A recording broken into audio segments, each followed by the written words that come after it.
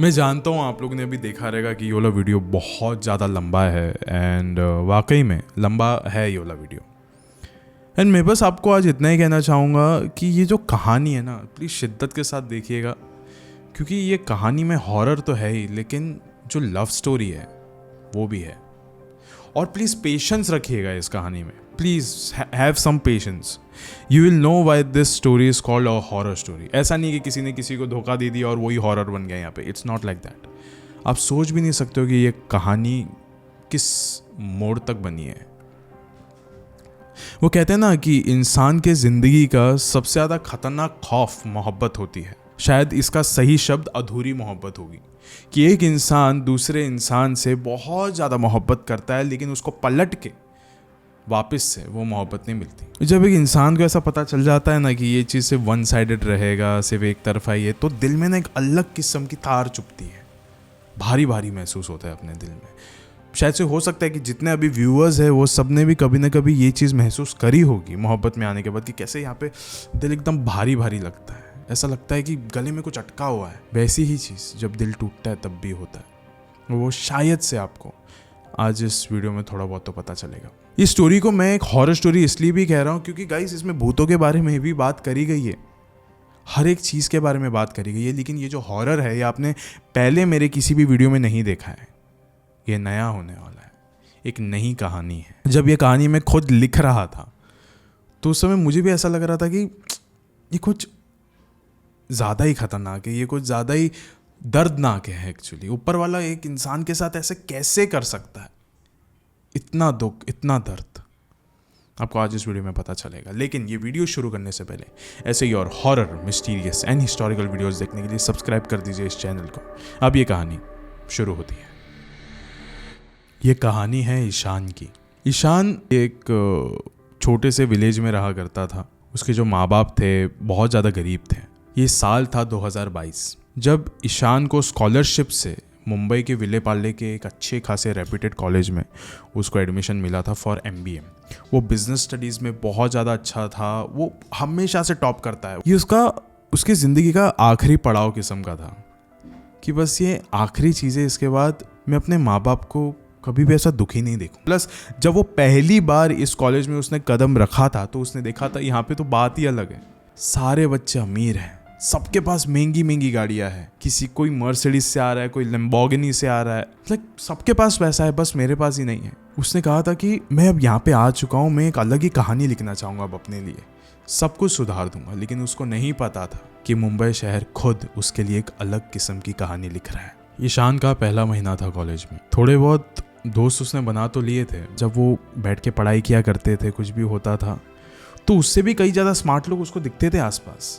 एक लड़की थी क्लास में जिसका नाम था इनाया। इनाया नाम की ये जो लड़की थी हर एक सवाल का सही जवाब देती थी, हर एक सवाल का सही जवाब। पूरे क्लास में उसकी मिसाल दी जाती थी। ये जो ईशान था वो भी उसके तरफ ही देखता रहता था। लेकिन उसका एक दोस्त था काफ़ी अच्छा, रोशन। वो कहता था, भाई इन लोगों की तरफ मत देख, ये लोग सोने के थाली में खाने वाले लोग हैं, हमको ये सब कुछ बनाना है और वो सब कुछ उनके पास ऑलरेडी है। अभी फर्स्ट सेमेस्टर की बात है, कुछ 2-3 महीने गुजर चुके थे, अभी फर्स्ट सेमेस्टर आने वाला था MBA का फर्स्ट ईयर में।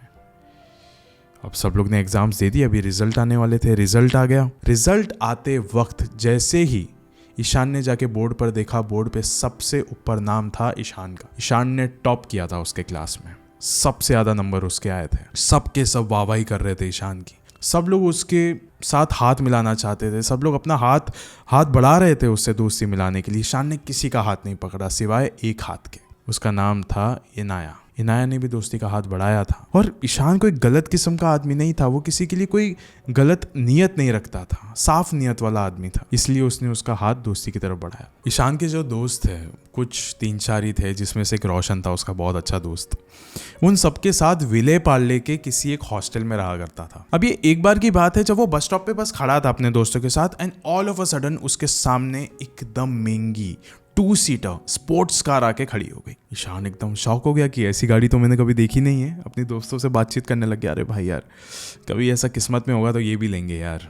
गाड़ी का शीशा नीचे होता है और शीशे के अंदर इनाया बैठी हुई रहती है। इनाया कहती है, आ जाओ ईशान, साथ में जाते हैं कॉलेज। वो जाता है, आराम से जाके बैठ जाता है। एकदम मेस्मराइज था वो सब कुछ देखकर।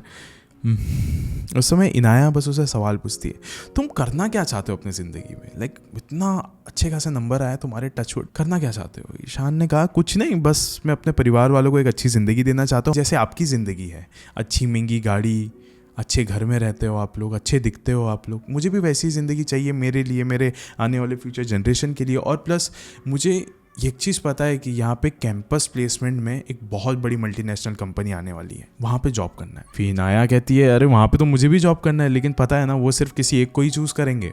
तुम बहुत सीधे लगते हो मुझे, लोग तुम्हारा फ़ायदा उठाने की तो कोशिश करेंगे यहाँ पे कॉलेज में। फिर ईशान ने बोला कि मेरी नीयत बुरी नहीं है, तो जिसको जो करना है मेरे साथ आके कर ले, मैं तो यहीं पे हूँ। अब ये हर रोज़ ही होने लग गया कि वो लोग कॉलेज में हमेशा साथ में जाते थे, कैंटीन में हमेशा साथ में बैठते थे, कॉलेज में भी वो साथ में बैठते थे एक ही बेंच के ऊपर। एंड उसी समय ना उसके जो दोस्त थे उनको भी लग रहा था कि अभी इसकी ज़िंदगी बहुत ज़्यादा अच्छी चल रही है, लाइक मतलब अच्छी फैमिली वाली लड़की है ये, सब चीज़ एकदम अच्छा है उसका, तो हमको क्या प्रॉब्लम होगा। तो उसके दोस्तों ने भी इतना नज़र नहीं दिया उसके ऊपर। एंड अभी उसको ना इनाया को लेकर एक अलग ही फीलिंग आने लग गई कि ये मेरा कितना ध्यान देती है, मैंने खाना खाया है कि नहीं खाना खाया है ये मुझसे पूछती है, मेरे माँ बाप मुझे जितना कॉल नहीं करती उतना ये करती है। एंड अब जो इनकी ये दोस्ती थी ना, ये कम से कम 1 साल हो गया था दोस्ती ऐसी की ही ऐसी थी। एक पूरा साल साथ में रहने के बावजूद जो ईशान था उसके मन में तो बहुत ज़्यादा फीलिंग्स आ गए थे, लेकिन उसको पता नहीं था कि ये जो इनाया है वो क्या सोचती है उसके बारे में। तो उस समय ये एक बार की बात है, बस उनका फाइनल एग्ज़ाम था। अभी एक दिन पहले इनाया आती है इसके हॉस्टल के नीचे अपनी गाड़ी लेकर, और वो कहती है कि आजा जाते हैं। फिर ईशान ऊपर खड़े रह के कहता है कि नहीं नहीं इनाया, अभी पढ़ाई करनी है, कल से एग्ज़ाम है हमारे। फिर वो कहती है, अरे ज़्यादा देर नहीं, एकदम थोड़ा ही देर, मरीन ड्राइव यहीं पे तो है। फिर वो बोलता है चल ठीक है आता हूँ। वो आ जाता है नीचे आने के बाद वो लोग मरीन ड्राइव जाते, जस्ट वो लोग एकदम शांति से वहाँ पे बैठे हुए रात को। जो इनाया रहती है वो हल्के हाथ से उसके हाथ के ऊपर अपना हाथ रखती है और बस ऐसे बैठी रहती है। फिर ईशान ने ना ऑल ऑफ अ सडन उसको एक सवाल पूछा कि तुम्हें शादी करनी है? फिर इनाया कहती हाँ, किस लड़की को नहीं करनी है? फिर ईशान पूछता है कि लड़का कैसा चाहिए आपको? फिर इनाया कहती है एकदम तुम्हारे जैसा, मेरी फिक्र करे, मैं उसकी फिक्र करूँ। ये सारी बातें नहीं करते हैं। अभी कल से हमारा एग्ज़ाम है, उसके लिए हमको तैयारी करनी है, फाइनल एग्ज़ाम्स है, कुछ ऊपर नीचे हो गया तो पूरा साल ख़राब हो जाएगा हमारा। घर जाते हैं। ईशान को धीरे धीरे करके इनाया से बहुत ज़्यादा प्यार हो गया था। अगले दिन एग्ज़ाम था, ईशान बस बैठा हुआ है उसके कमरे में, उसके सारे दोस्त लोग पढ़ाई कर रहे हैं और ईशान के सामने भी उसकी किताबें खुली हुई है। वो बस पूछता है रोशन को कि रोशन भाई एक बहुत अलग सी चीज़ हो रही है यार। रोशन कहता है क्या हुआ भाई, बता जल्दी बता, पढ़ाई करना है। ईशान ने कहा कि भाई जब भी इनाया मेरे नज़दीक आती है ना तो मेरा दिल बहुत धक धक धक धक धक करता है, पता नहीं बहुत अलग सा लगता है, सांसें एकदम बदल चुकी है। फिर रोशन कहता है भाई तुझे लगता प्यार हो गया है, तुझे मोहब्बत हो गई है इनाया से, और ये हम सब एक बार बात भी कर चुके हैं इस बारे में, और हम भाई टोटल सपोर्ट में तेरे, लेकिन इनाया बहुत अमीर है यार, बहुत अमीर है वो। ईशान कहता है मुझे फ़र्क नहीं पड़ता, मैं भी अमीर बन जाऊंगा, कभी उसका साथ नहीं छोड़ूंगा। और जब मैंने आज उससे पूछा ना भाई कि शादी किससे करना है, तो वो मुझे कही कि एकदम तेरे जैसे लड़के के साथ। मैंने अपनी माँ को कॉल करके सब बता देता। फिर रोशन बोलता है कि हाँ तेरे को जो करना है तू कर, लेकिन वापस आके पढ़ाई कर लेना, कल एग्जाम है। फिर ईशान अपनी माँ को कॉल करता है और सारी चीज़ें बता देता है कि माँ एक लड़की है जिसका नाम इनाया है, मैं उससे बहुत ज़्यादा मोहब्बत करता हूँ और वो भी मुझसे करती है प्यार, उसने खुद बोला वो मेरे जैसे लड़के से शादी करेगी। तो उसकी माँ कहती है बेटा ठीक है तो उसको गाँव में लेके आ जाना। फिर ईशान कहते हैं हाँ माँ उसने तो बोला भी है कि वो एग्ज़ाम के बाद आएगी मेरे साथ। उसकी माँ भी बहुत ज़्यादा खुश रहती कि फाइनली मेरा बेटा बहुत ज़्यादा खुश है। और अभी ऐसी बातें करके वो थोड़ा बहुत ऐसा पढ़ाई किया और वो सोने चला गया। अब आता है 4th सेमेस्टर, फाइनल MBA का एग्ज़ाम। ईशान हर एक सेमेस्टर में फर्स्ट आया, हर एक सेमेस्टर में, चाहे सेमेस्टर 1, 2, 3, अब 4th सेमेस्टर। तो उसको पता था इस बार भी मैं ही टॉप करूँगा, मैं ही सबके सामने मैं ही अच्छा रहूँगा। लेकिन उसको किसी भी चीज़ का लालच नहीं था कि हाँ मुझे फर्स्ट आना ही है, उसको पता था बस। लेकिन अब उसकी खुशी का ठिकाना ही नहीं था क्योंकि उसको ये लग चुका था कि मुझे प्यार हो गया है, मुझे ये पता चल गया है। और शायद इनाया भी मुझसे प्यार करती है लेकिन उसने मुझे कभी बताया नहीं क्योंकि लड़की है, क्या ही बताएगी। वो क्लासरूम के अंदर घुसा अपने दोस्तों के साथ और वो ना बहुत एक्साइटेड था। वो जैसे क्लासरूम के अंदर घुसता है वो देखता है कि इनाया बैठी है उसी के बेंच पर, लेकिन किसी और लड़के के साथ। अब ऑलमोस्ट एग्जाम शुरू होने वाला था तो उस समय उसने इतना ज़्यादा ध्यान नहीं दिया, लेकिन वो उसका मुंह बहुत छोटा हो गया था, एकदम चेहरे से रंग उतर चुका था उसका। फिर उसके बाद वो बैठा, सप्लीमेंट में अपना नाम लिखा, वो एग्ज़ाम दे रहा था, लेकिन हर 5-5 मिनट पे ना वो मुड़ मुड़ के उसके तरफ देख रहा था कि इनाया ने मेरी तरफ देखा नहीं, एग्जाम शुरू होने से पहले मुझे ऑल द बेस्ट भी विश नहीं किया। क्या हो गया, मुझसे नाराज है क्या? मैंने कुछ किया रात को, शायद उसको मैसेज नहीं किया, शायद हो सकता है। चलो ठीक है, एग्जाम के बाद मैं उसको कॉल कर लूंगा या फिर बाद में मिल लूंगा मैं उसको। अब जैसे ही एग्जाम खत्म हुआ उस समय जो इनाया थी एकदम भागते हुए उस दूसरे लड़के के साथ क्लासरूम से बाहर चले गई। एंड निशान अपने बैग में सब चीज़ डाल ही रहा था, वो भी भागते हुए उसके पीछे गया। एंड उससे पहले उसने देखा कि वो उसी के गाड़ी में बैठ के वो लड़का उसके साथ निकल गया। निशान वहीं पे बस मुंह देखता रह गया हर किसी का कि ये हो क्या रहा है। ठीक है यार, मैं हॉस्टल में जाके उसको कॉल करता हूँ, पता नहीं कौन है ये लड़का या फिर इसको क्या हो गया, अचानक से मुझसे बात क्यों नहीं कर रही है यार। 1-1.5 साल हो गए हमारी दोस्ती को एंड ये ऐसी हरकतें कर रही है, क्या हो गया अचानक। वो अपने रूम पे जाता है और उसको कॉल करता है, उसका कॉल बिजी दिखाता है, बिजी है। फिर उसके बाद वो उसको मैसेज करता है व्हाट्सएप पे, मैसेज किए जा रहा है, सिर्फ एक टिक दिखा रहा है। रात भर वो पढ़ाई नहीं करता है, रात भर वो सिर्फ मैसेज किए जा रहा है, कॉल किए जा रहा है, किसी का रिप्लाई नहीं आ रहा है। एकदम अजीब ही उसको लग रहा था सारी चीज़ें, एकदम अधमरी सी हालत में अभी वो आ गया था एकदम। रात भर सोया नहीं है, रात भर उसने पढ़ाई नहीं किया, दिन भर से उसने कुछ खाया नहीं है। अब अगले दिन एग्जाम है, उसको एग्जाम देना है। उसके सारे दोस्तों के साथ वो अभी कॉलेज में पहुंचता है। वो क्लासरूम में अंदर घुसे उससे पहले ना वो अपने दोस्त रोशन को कहता है, रोशन देखना यार, ये मुझसे बात नहीं कर रही है यार। मैं इसको देख कितने सारे मैसेज कर चुका हूँ, कल रात से लेकर अब तक इसको 200-300 से ज़्यादा मैं मैसेज कर चुका हूँ, एक भी रिप्लाई नहीं करी, सिर्फ एक टिक दिख रहा है। क्या नेटवर्क का इशू है मुझे समझ नहीं आ रहा है। देख, एक तो इसकी डीपी भी नहीं है। फिर रोशन कहता है, भाई देख, बुरा मत मानना तू, लेकिन इसने तुझे ब्लॉक कर दिया है। रोशन कहता है कि भाई प्लीज अपने आप को थोड़ा सा संभाल, एग्जाम है आज। अब जब वो वापस से अपने क्लासरूम के अंदर गया, उसने देखा कि इनाया उसी लड़के के साथ बैठी हुई है। उसने कहा मुझसे रहा नहीं जा रहा है। अभी वो सेकंड पेपर बस शुरू ही होने वाला था, उससे पहले वो भागते हुए पीछे गया इनाया के बेंच के पास। उसने बोला, ये तुम क्या कर रहे हो मेरे साथ, तुमने ब्लॉक क्यों किया मुझे, हमारी इतनी पुरानी दोस्ती है, तुम ऐसे कैसे कर सकते हो मेरे साथ, और ये लड़का कौन है, नया दोस्त मिल गया क्या तुम्हें, अब मुझे भूल जाओगे तुम। फिर इनाया ने कहा, एक सेकेंड ईशान, ये मेरा दोस्त नहीं है, मिलो इससे, ये है वेदांत, 2 साल से मेरा बॉयफ्रेंड है। ईशान के पैरों तले जमीन खिसक गई। फिर उसने कहा, फिर वो सारे वादे तूने, सारी बातें मतलब झूठ थी, मनगढ़ंत थी। फिर इनाया ने कहा कि हाँ, झूठ ही मानो तो ज्यादा बेहतर है ना तुम्हारे लिए, सच मानोगे तो कौन सी दुनिया में रहोगे फिर तुम। ईशान उसी समय उसने घुटने टेक दिए जमीन पर, गिड़गिड़ा के रोने लग गया और उसने कहा, मेरे साथ ऐसा मत करो, मैं बहुत छोटी जगह से आता हूँ, मैं कुछ भी भूल नहीं पाऊंगा, तुम्हारे बिना रह नहीं पाऊंगा। फिर इनाया ने कहा, ऐसा क्या हो गया, मर थोड़ी रहे हो तुम। फिर ईशान ने कहा, मैं प्यार करता हूं तुमसे बहुत ज्यादा। ये सारी बात चिल्लाकर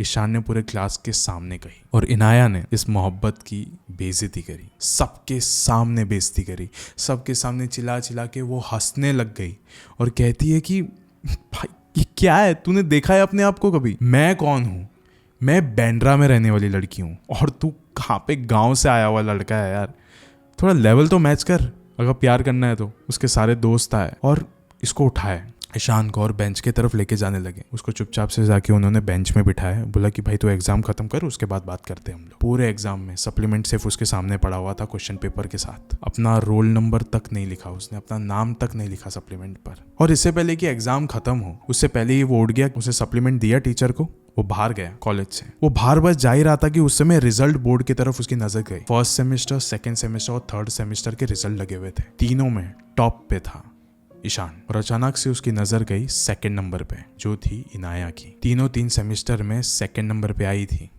इनाया। क्या ये सारी चीज सिर्फ एक खेल था?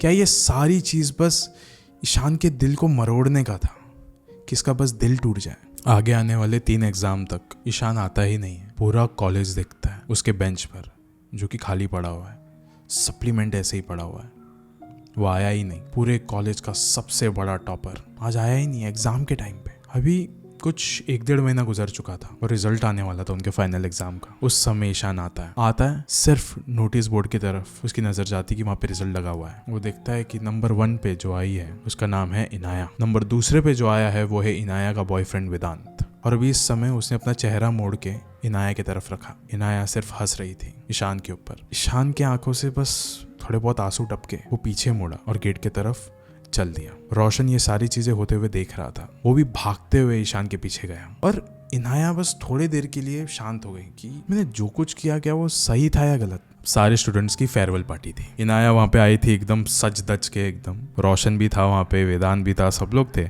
इनाया बस रोशन की तरफ देखती है और उसके तरफ हल्के कदमों के साथ चलते हुए आती है और कहती है कि ईशान कहाँ है? ओह हाँ, वो तो फेल हो गया, पता चला मुझे, वो फेल हो गया, उसका पूरा साल बर्बाद हो गया। यार बुरा लगता होगा ना तुझे, तू तो उसका दोस्त था। रोशन ने कहा कि हाँ बुरा तो लगता है यार, पूरा साल बर्बाद हो गया उसका, वापस से पता नहीं कर पाएगा या नहीं कर पाएगा। फिर नाया ने कहा कि हाँ यार कर पाएगा, बस उसको कहना प्यार ना करे यार किसी से प्लीज़, बड़ा नादान है तेरा दोस्त। लेकिन अभी है किधर यार, मतलब है ना तेरे साथ हॉस्टल में रह रहा है ना? फिर रोशन ने कहा नहीं यार, उस समय जब वो यहाँ से भागा था गेट से, उसके बाद से ना कभी हॉस्टल आया ना मुझे कभी कॉल किया। एक्चुअली उसका फ़ोन भी हमारे हॉस्टल में ही पड़ा हुआ है, उसके सारे कपड़े हॉस्टल में पड़े हुए।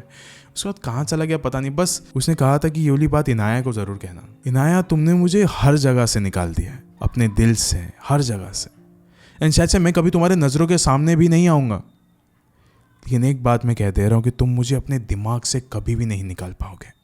मैं जानता हूँ आप सब सिर्फ हॉरर स्टोरी सुनने के लिए आए हो यहाँ पे, और शायद से अब मैं कहना भी चाहता हूँ कि अब ये कहानी असलियत में खौफ के साथ शुरू होती है। 8 महीने बीत चुके हैं ये सारी हादसे होकर। जो इनाया है जिसने ये सारी चीज़ों को अंजाम दिया था, आज एक काफ़ी अच्छे खासे MNC कंपनी में काम कर रही है अंधेरी में। बस थोड़े वक्त के लिए वो नीचे उतरी है कुछ चाय पीने के लिए। पीछे से कोई तो उसको कंधे के ऊपर हाथ रखता है, और जब वो पीछे पलट के देखती है तो ये रहता है रोशन। रोशन को देख के पहले तो एकदम घबरा जाती है। फिर रोशन कहता है अरे उस बात को 8 महीने बीत चुके हैं, जाने दे वो सब बात को, मिल यार। फिर दोनों अच्छे से गले मिलते हैं, उसके बाद बातचीत करते हैं सब चीज़ों के बारे में, जो पहले हुआ, जो अब हो रहा है, तू क्या करती है। फिर नाया कहती है मैं अच्छी खासी कंपनी में काम कर रही हूँ। फिर रोशन कहता है कि अरे मैं भी सोच रहा हूँ मेरा पुराना जॉब छोड़ दूँ, बस मुझे अभी एक अच्छा रेस चाहिए यार। लाइक मेरा MBA भी हो गया है, अब मैं उसके साथ साथ CS भी कर रहा हूँ, बहुत सारी चीज़ें साथ में चल रही है, तो मुझे एक अच्छा खासा पोस्ट चाहिए। फिर उसके बाद इनाया कहती हाँ हाँ ठीक है यार, मेरी इधर लगवा देती हूँ, हमारी इधर ओपनिंग भी है, वैसे भी हायर हो जाएगा, तू आराम से हो जाएगा। मैं बोलती हूँ ना यहाँ के HR को कि अगर हो सकता है तो देखते ज़रा थोड़ा। और गाइस अब ये जो 8 महीने बीत चुके हैं ना, ये मैं आपको एक बात बता दूं, ये साल है 2025 फरवरी, यही साल, इसी समय ये सारी कहानी घट रही है। रोशन अभी कुछ 1-2 दिन बीतने के बाद वो आया था अभी इस ऑफिस में, आके बस बैठा हुआ है, एंड अब उसने ज्वाइनिंग वगैरह सब कुछ कर ली है इस न्यू वाले ऑफिस में, एंड बस अभी इनाया के साथ वो बैठा हुआ है, लंच कर रहा है। एंड इनाया को कहता है कि आपने लंच में क्या लाया है? उसने कहा कि मैं सलाद लाई हूँ। फिर उसके बाद रोशन कहता है अरे क्या सलाद खाएगी यार, ये ले, ये देख, ये लड्डू लाया हूँ मैं, ये खा। मैं तो अपना टिफिन खत्म कर चुका हूँ, मैंने नूडल्स वगैरह लाए थे वो खत्म कर ले, लेकिन मीठे में यार लड्डू है, ये तो खत्म कर। उसने कहा चल ठीक है यार, एक ले लेती हूँ। फिर जैसे वो खा रही थी तो उस समय ना ऐसा लग रहा था कि रोशन को ना कुछ बात पूछनी थी, इसके लिए उसने वो खाने वगैरह का कुछ बहाना मार दिया। फिर रोशन ने ऑल ऑफ अ सडन उसको पूछा तुझे ईशान की याद आती है क्या? थोड़ी देर के लिए इनाया एकदम चुप हो गई, वो जो लड्डू भी चबा रही थी एकदम रुक गई ऐसा, और बस उसने शांति से ये कहा कि मैं ना उस वक्त उसमें इंटरेस्टेड थी ना आज हूँ, मुझे ना वो वक्त एक टाइम वेस्ट जैसा लगता है, रिग्रेट नहीं है मुझे कोई, लेकिन बस वक्त बर्बाद हुआ यार काफी ज्यादा। लेकिन फिर भी देख आज मैं कहाँ पे हूँ, एक मल्टीनेशनल कंपनी में बैठ के अच्छे खासे पैसे कमा रही हूँ, वो भी होगा कहीं, कोशिश कर रहा रहेगा अपनी जिंदगी में अच्छे मुकाम तक पहुंचने का। इनाया अभी पूरा दिन खत्म होने के बाद वो चले जाती है अपने घर पे। उसको उसका सर ना थोड़ा सा भारी भारी जैसा अभी लगने लग गया था। वो गई, उसने दरवाजा खोला और देखा कि उसके सामने उसकी जो दोस्त है मायरा, वो बैठी हुई है। वो एक्चुअली अंधेरी के ही एक घर में रहती थी मायरा के साथ। मायरा उसकी बहुत पुरानी दोस्त है बचपन की, वो उसके साथ रहा करती थी। वो एक फ्रीलांसर वीडियो एडिटर थी मायरा। एंड मायरा जो है अभी डाइनिंग टेबल पे बैठी हुई है, एंड वो कहती है कि आजा यार इनाया, आके खाना खा ले, मैं भी खा ही रही हूँ, अभी इसके बाद सो जाऊंगी। फिर इनाया कहती हाँ यार दिन बहुत एकदम थकान भरा था, तो खाना खा लेती हूँ। फिर वो बिना कपड़े वगैरह चेंज किए वहाँ पे बैठ जाती है, उसके साथ बातचीत करते करते खाना खाती रहती है, एकदम आराम से शांति से ऐसा बैठी हुई है। कि तभी उसने देखा कि अचानक से मायरा के पीछे से कोई तो आदमी भागते हुए गया। इनाया एकदम शॉक हो गई अभी कि ये क्या हो गया अचानक से। फिर उसने अपना माइंड थोड़ा सा डाइवर्ट करने की कोशिश की, फिर से उसने अभी देखा कि मायरा के पीछे से कोई भागते हुए गया। वो एकदम चौंक के खड़ी हो गई। मायरा ने कहा कि हुआ क्या है यार, देखो बैठ जा, खाना खा ले। फिर उसने कहा हाँ यार हो गया यार, मेरा खाना सर एकदम भारी भारी सा हो गया मेरा, मैं जाके सो जाती हूँ। गई और अपने कमरे में जाके सो गई। जब वो सो रही थी तो अचानक से उसको ऐसा लगा कि मायरा के कमरे से ना कोई तो ज़्यादा ज़ोर ज़ोर के बात कर रहा है, या तो कुछ गाने वाने चल रहे हैं, या तो कुछ तो हो रहा है अचानक से उसके कमरे में, और जो भी हो रहा है उसके कमरे से ही हो रहा है। तो उठी और जाके एकदम जोर से चिल्लाने वाली थी कि ये सब कुछ क्या कर रही है यार, सोने दे मेरे को। गई, उसने दरवाज़ा खोला और वही आदमी खड़ा था वहाँ पे, ठीक मायरा के बिस्तर के बगल में। ये एकदम डर गई, एकदम खौफ में आ गई, ये आदमी कौन है। ये जाके अब उसको ना बस धीरे धीरे एकदम छोटे छोटे अब वो कदम ले रही थी और कह रही थी आप कौन हो, यहाँ पे कैसे आए। और जैसे ही उसके करीब गई कि थोड़ी सी बस इसकी शक्ल दिख जाए इस अंधेरे में, वो आदमी वहां से गायब हो गया। और भी ज्यादा डर गई। फिर उसने मायरा को एकदम सीधा करने की कोशिश करी कि भाई उठ, प्लीज उठ जा। उसने उसको जैसे ही सीधा किया, उसने देखा वहां पे कोई और नहीं बल्कि ईशान लेटा हुआ था। उस समय इनाया ने बहुत जोर से अपनी चीख निकाली। मायरा उठ गई। मायरा ने कहा कि ये सब कुछ क्या हो रहा है तेको यार, डिनर टेबल पे भी ऐसा कर रही थी, यहाँ पे भी हो क्या रहा है। फिर उस समय इनाया ने कहा कि यहाँ पे ईशान लेटा हुआ था अभी तेरे जगह पे, जहाँ पे तू सो रही थी वहाँ पे ईशान लेटा हुआ था। फिर उसके बाद मायरा ने कहा अब मैं तो यहीं से उठी हूँ ना, कोई और कैसे हो सकता है, और कौन ईशान, किसकी बात कर रही है तू। मुझे लगता है तेरी तबीयत एकदम खराब हो गई, देख तेरे को बुखार भी लग रहा है, जा जाके सो जा। अब अगले दिन ऑफिस में ना वो बस यही चीज़ों के बारे में सोच रही थी कि मुझे ईशान कैसे नजर आ सकता है यार कहीं पे भी, ईशान क्यों। लेकिन फिर वो अपने क्यूबिकल से उठी और उठ के वो रोशन के कैबिन में गई और बस जाके उसको पूछी रोशन ईशान कहाँ है। फिर रोशन ने कहा ये क्या भद्दा मजाक कर रही है यार। फिर इनाया ने कहा कि नहीं नहीं ईशान है किधर। फिर उसने कहा तुझे कुछ पता नहीं है क्या ईशान के बारे में, क्या हुआ उसके साथ वगैरह। उसने कहा नहीं पता। फिर रोशन ने कहा कि सबको पता चल गया था इस बारे में कि तूने क्या क्या किया है उसके साथ, और शायद यही कारण है कि आज तू अकेली है, कोई भी तुझसे बात नहीं करता है वगैरह वगैरह। फिर इनाया ने कहा कि हाँ मुझे पता है कोई मुझसे बात नहीं करता, कोई मेरा दोस्त नहीं बनना चाहता, लेकिन ईशान कहाँ है तू मुझे इतना बता। फिर रोशन ने कहा मर चुका है वो, तेरे करके पहले तो वो पागल हो गया, हर जगह पे बस तेरा ही नाम लेता रहता था, तेरा ही नाम लेता रहता था, और उसके बाद तेरा नाम ले लेके वो पागल हो गया। उसके बाद लोग कहने लग गए कि एक दिन वो गायब हो गया और लोग उसको उसकी मौत के साथ ही जोड़ते हैं। इनाया ये सब चीज़ झेल नहीं पा रही थी कि मेरे करके एक इंसान पागल हो गया, मेरे करके एक इंसान मर चुका है, ये कैसे हो सकता है। फिर उसके बाद रोशन ने अभी उसको कहा कि ये सारी बातें छोड़, लंच का टाइम हो गया, आजा बैठ जा, साथ में खा लेते हम लोग। फिर वो कहती पता नहीं मैंने टिफ़िन नहीं लाया। उसने बोला हाँ इसी कारण मैं हमेशा 2 टिफ़िन रखता हूँ अपने साथ, अगर कोई नहीं रहता है तो फिर मैं दोनों टिफ़िन खा लेता हूँ, नहीं लाया तूने तो ये ले लेना, मेरा टिफ़िन है ये ले। उसको उसका टिफ़िन दे देता है, वो दोनों साथ में बस बैठ के खाते रहते हैं। और उस समय यही सोचती रहती है, वो बस यही सोचती रहती है कि ये सब कुछ क्या कर दिया मैंने यार, एक इंसान मर चुका है मेरे वजह से। अभी पूरा दिन खत्म हो चुका था, वो दोनों अभी घर जा रहे होते थे, और अभी इनाया ऑटो में सब कुछ सोचते सोचते जा ही रही थी सब के बारे में कि अब उसकी सोसाइटी आ गई, वो वहाँ पे रुक गई। वो अभी ऑटो से बाहर उतरी, हर जगह देख रही थी कि हर जगह एकदम खुशियाँ ही खुशियाँ यार, बस इसकी ज़िंदगी पता नहीं क्या हो चुका है अचानक से। बहुत सारे लोग थे नीचे, सब लोग अपने बच्चों के साथ गार्डन में बैठ के खेल रहे थे, बूढ़ा बूढ़ी लोग जितने भी रहते ओल्ड एज वाले वो सब लोग हैं आसपास। अब उसने अपने वॉलेट से कुछ पैसे निकाल के ऑटो वाले को दिए। ऑटो वाला वो जो भी पैसे वो ले लेता है, और अब वो बस इनाया की तरफ देखता है और कहता है कि पैसे तो बराबर है, लेकिन ईशान की क्या गलती थी। वो कहती है मतलब ऑटो वाला कहता है ईशान की क्या गलती थी। वो 2 कदम पीछे चले गई। वो आसपास लोगों को देख सकती थी, सब लोग एक एक कदम करके उसकी तरफ आ रहे थे, सब उसकी तरफ देख रहे थे, पूरी सोसाइटी उसकी तरफ देख रही थी। एक औरत उसके पीछे खड़ी थी, वो कह रही थी ईशान की क्या गलती थी। सामने एक छोटा सा लड़का खड़ा था, वो कह रहा था ईशान की क्या गलती थी। बाजू से एक बूढ़े अंकल आ रहे थे, उन्होंने कहा बेटा ईशान की क्या गलती थी। वो एकदम रोते हुए दौड़ते हुए वो लिफ्ट के अंदर गई। लिफ्ट के अंदर जाके एकदम राहत की उसको सांस मिली कि ये सब कुछ क्या हो रहा है मेरे साथ, ये सब कुछ क्या हो रहा है। एकदम रोने लग रही थी, और वो जल्दी से उसने लिफ्ट मैन को कहा जल्दी जल्दी ऊपर लेके चलो, मेरे को 9th फ्लोर पे रहती हूँ मैं। फिर वो लिफ्टमैन ने 9 का नंबर दबाया, उठा, इसके तरफ मोड़ा और बस इतना कहा मैडम 90 वाले पर लिफ्ट पहुंच जाएगी। लेकिन ईशान की क्या गलती थी। एकदम चौंक चुकी थी, जोर जोर के लिफ्ट को वो बैंग कर रही थी, ठोक रही थी कि कोई प्लीज इस लिफ्ट को खोलो, लिफ्ट को खोलो। वो लिफ्टमैन एकदम करीब आया जा रहा था उसके। फाइनली 9वां माला आ गया, उसने अपने घर का दरवाजा खोला, अंदर गई, और अंदर जाते ही उसने मायरा को गले लगा दिया, देखिए ये सारी चीज़ें हो रही है मेरे साथ, प्लीज़ मुझे बचा ले, मुझे बचा ले। फिर मायरा कहती अरे मैं इधर ही हूँ यार, मैं कहीं नहीं जा रही हूँ। लेकिन एक बात बता, ईशान की क्या गलती थी। अब अचानक से इनाया बेहोश हो जाती है। 1-2 घंटे के बाद उसकी आंखें खुलती है।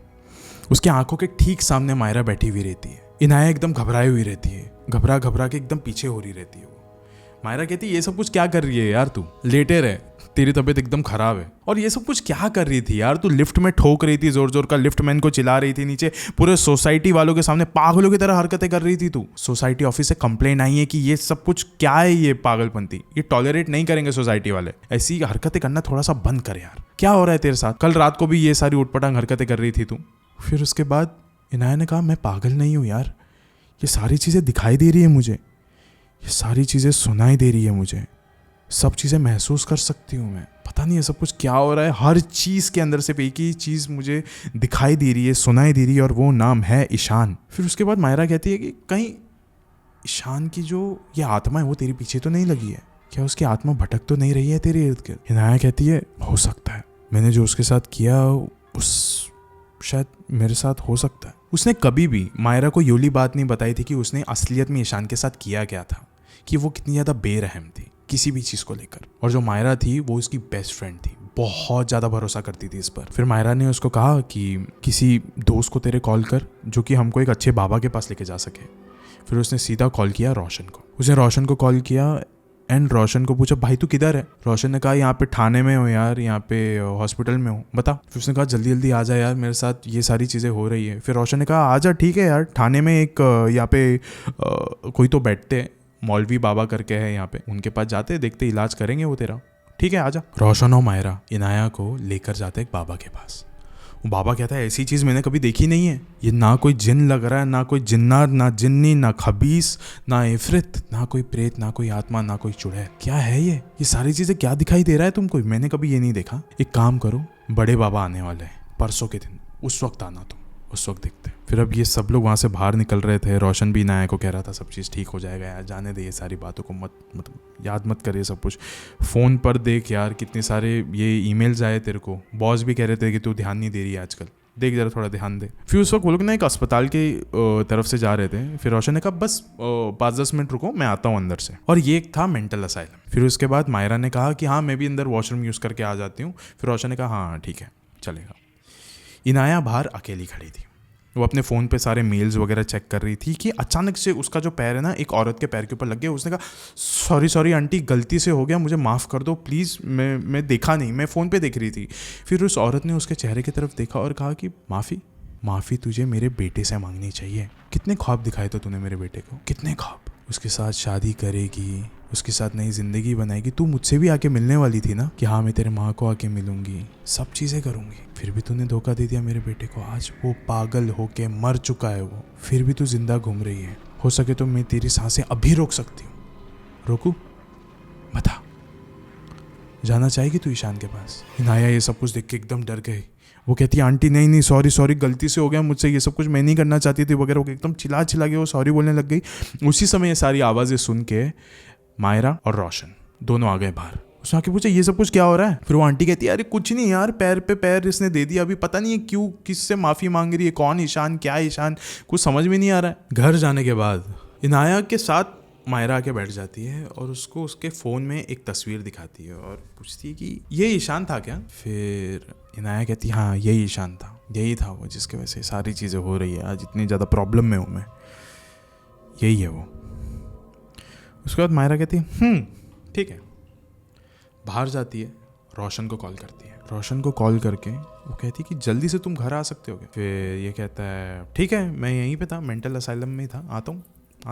वो आता है घर पे और आते ही वो पूछता है कि इनाया कहाँ है? फिर मायरा रोशन से कहती है कि वो अभी सो रही है अंदर, लेकिन सुन ना ये देख, ये कौन है? ईशान है ना, जिंदा है ना, उस मेंटल अस्पताल पे है, उस पागल खाने में तो इसी से मिलने जाता है ना। और रोशन ने बिना किसी शर्म से कहा हाँ जिंदा है, मेरा भाई है वो, मैं उसको मिलने जाता हूँ। फिर मायरा ने पूछा कि ये सब कुछ क्यों कर रहे तुम? फिर उसने बताया कि क्या क्या किया है इनाया ने ईशान के साथ, कितने बेरहमी से उसको धोखा दिया है, कितने बेरहमी से उसने एक माँ बाप से उनका बेटा छीन लिया है जो इतने ज़्यादा गरीब थे। उनकी सिर्फ एक ही उम्मीद थी, वो लड़का जो कि उनको उस गरीबी से बाहर निकाल सकता था, सब कुछ ठीक कर सकता था। उसकी माँ बेचारी, उसको उसने कहा था कि हाँ एक लड़की से मैं बहुत ज़्यादा मोहब्बत करता हूँ माँ, मैं तेरे से मिलाने भी लाऊंगा उसको एग्ज़ाम्स के बाद। उसकी माँ आज तक इंतज़ार कर रही है कि उसका बेटा क्यों नहीं आया। किसी ने भी अब तक नहीं बताया कि उसके बेटे की हालत क्या है और किस इंसान के वजह से है वो हालत। फिर मायरा ने पूछा लेकिन ये क्या हो रहा है उसके साथ, ये सारी चीज़ें उसको क्या दिखाई दे रही है? फिर उसने एक बॉटल उठाई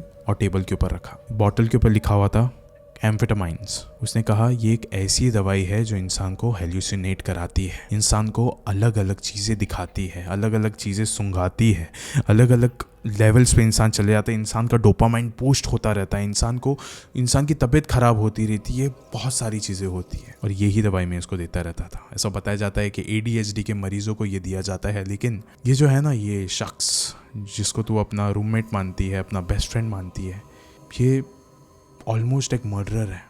ऑलमोस्ट अपने आप के खुशी के लिए उसने ये सारी चीज़ें करी है। अपने आप को सिर्फ टॉप लाना था उसको उसके क्लास में, सिर्फ उसने उस लिए ये सारी चीज़ें करी। ये डिज़र्व करती है ये सारी चीज़ें, ये डिज़र्व करती है उसी मेंटल अस्पताल में ईशान के बाजू वाले बिस्तर पे रहना। ये वही डिज़र्व करती है। मायरा वोली बॉटल उसके हाथ से छीन लेती है और कहती है अभी तो तूने सारी बातें मुझे बता दी, कैसे बचेगा तू मुझसे अब। फिर उसके बाद रोशन कहता है कि तू अभी भी मुझे मारना चाहती है, तो अभी भी मुझे फंसाना चाहती है, तुझे पता है तेरे दोस्त ने क्या किया, तुझे पता है उसने ये सारी चीज़ें क्या किया। फिर मायरा कहती है मैं नहीं मानती ये सारी चीज़ें, मेरी दोस्त ऐसा कर ही नहीं सकती, वो दिल की एकदम साफ है, कभी किसी के साथ कुछ गलत करने का वो सोच भी नहीं सकती है। फिर वो कहती है तूने इतने समय से उसको दिया है ना ये सारी चीज़ें, चल मैं तेरे को पुलिस में नहीं डालूंगी, कहीं पर भी नहीं डालूंगी, लेकिन एक बार तुझे इसका घोट लेना पड़ेगा और तू भी देखेगा जो मेरी दोस्त इतने समय से देख रही है। फिर वो कहता है देख मैं पी लूँगा, लेकिन मुझे एक आखिरी काम करने दे, इनाया को एक और एक डोज देने दे, उसके बाद वो भी पागल हो जाएगी, वो भी ईशान के साथ वहीं पर सड़ी हुई रहेगी। फिर उसने कहा ये कभी नहीं होने वाला, मैं कभी नहीं होने दे सकती, मेरी दोस्त ने कभी कुछ किया ही नहीं है। अब वो जो बोतल थी मायरा ने अंदर किचन में लेके गई, चाय के अंदर डाल के उसने वो जो दवाई थी वो उसने मिला ली। अब होता ये कि वो चाय बस लेकर बाहर आ रही थी एंड अब वो बस खड़ी हो गई है रोशन के सामने, वो चाय का गिलास अपने हाथ में लिए। उस समय इनाया भी बाहर आ जाती है और जैसे ही वो जो रोशन था वो उसके हाथ से बस गिलास लेने ही वाला था कि उस समय बस एक तिरछी नज़र से उसने देखा और इनाया से पूछा कि इनाया एक बात बता, तूने ईशान के साथ किया क्या था यार। बड़ा मज़ा आता है मुझे सुनने के लिए कि क्यों तूने किस तरीके से उसकी पूरी ज़िंदगी बर्बाद करी। फिर इनाया कहती है हाँ यार मज़ा तो मुझे भी बड़ा आया था, 1.5 साल उसको बेवकूफ़ बनाया मैंने, 1.5 साल तक काटा है उसका, हर कोई हंसते है उसके ऊपर आज भी।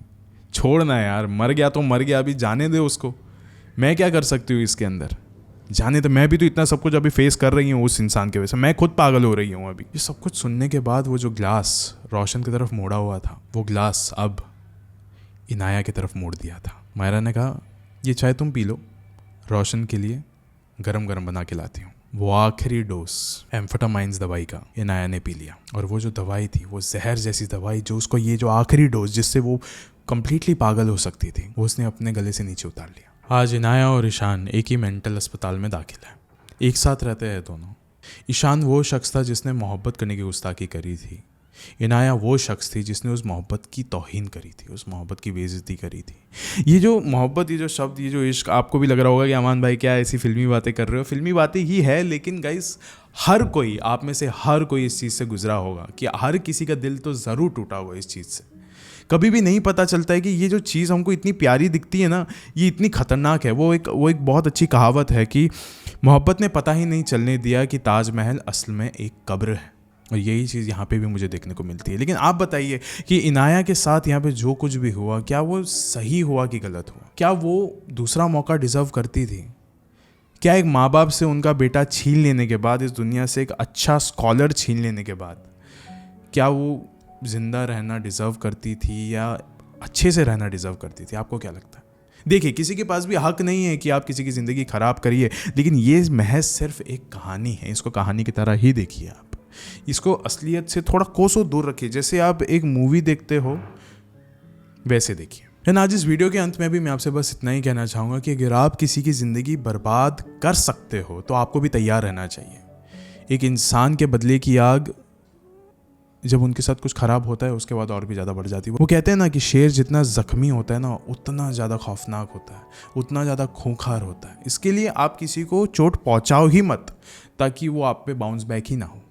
समझ रहे हो आप? और अंत में ये भी कहना चाहूँगा कि आप किसी पर भी भरोसा मत कीजिए। आप अपनी खुद की गर्लफ्रेंड पर भरोसा मत कीजिए, वो कभी भी आपको छोड़ के जा सकती है। आप अपने बॉयफ्रेंड पर ना कीजिए, वो भी आपको कभी भी छोड़ के जा सकता है, किसी भी छोटी सी छोटी चीज़ के वजह से। समझ रहे हो? कड़वी बात है लेकिन सच्ची बात है। My name is Aman Parker and मैं मिलूँगा आपको मेरे नेक्स्ट हॉरर स्टोरी में। शुक्रिया।